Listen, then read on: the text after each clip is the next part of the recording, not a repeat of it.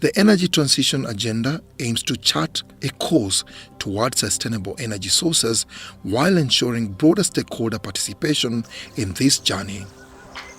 With escalating costs of charcoal and electricity, a higher purchase plan for gas is a very welcome venture. By reducing the number of vehicles using fuel in terms of petrol and diesel, to replace them with some which are using power in terms of electricity, will also curb down the level of environmental pollution for the operators of the taxis. We expect that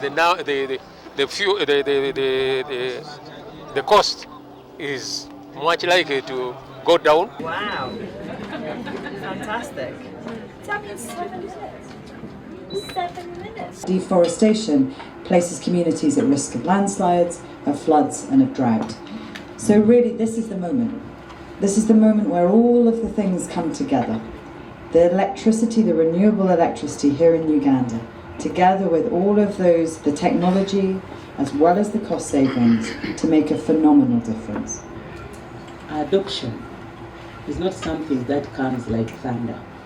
It is a process for people to adapt the change from one system to the other. The introduction of innovative appliances like the electric pressure cooker has transformed the way food is cooked at home, making meal preparation faster and more energy efficient and convenient. From the time we got the EPC, previously we used to use like 2 bags of charcoal in a month, and each bag of charcoal was for 60,000, that is 120 in a month.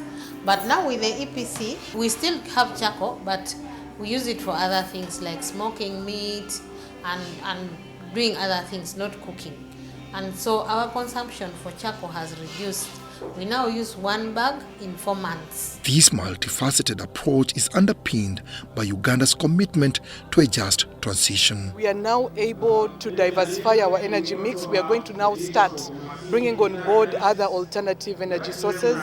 We are looking to deploy our geothermal potential of 1,500 megawatts. We will deploy nuclear for purposes of energy security, and of course maximize our solar, because we are at the equator. We have an opportunity to boast of enormous solar potential. But there are emerging protests led by youthful activists against oil and gas projects in Kampala City. This has drawn mixed reactions from various stakeholders. We are talking about a transition. It should be a transition from fossil fuel subsidizes to a renewable energy, not from a renewable energy to fossil fuel subsidizes. Hope you understand. No, this is my message. This is my message. And that's where the whole issue around is, what do we do with the oil which is dirty? Should we not touch it? But to transition from where we are to the promised land, where we want to be, it can't be abrupt. It must be carefully planned. That you just can't, for example, today you stand up and say, we are not going to touch oil. But if you don't touch it, you won't get resources that can help you actually invest in areas that can provide clean energy.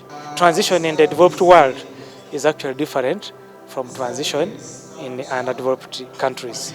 So we are saying that as Ugandans, how do we transit within our dynamics? In relation to the oil and gas sector, Uganda has based its actions on thorough research, including risk assessments, mitigation strategies, and considerations regarding asset stranding.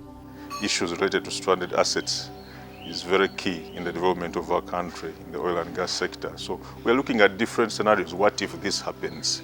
What if, for example, there's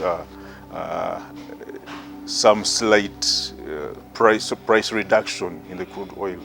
What if maybe this is not affordable? We expect that this sector should really support our economic and social transformation. And so we are investing a lot of money there. And the reason why, as researchers, as a university, we want to be able to contribute to this debate is because we want to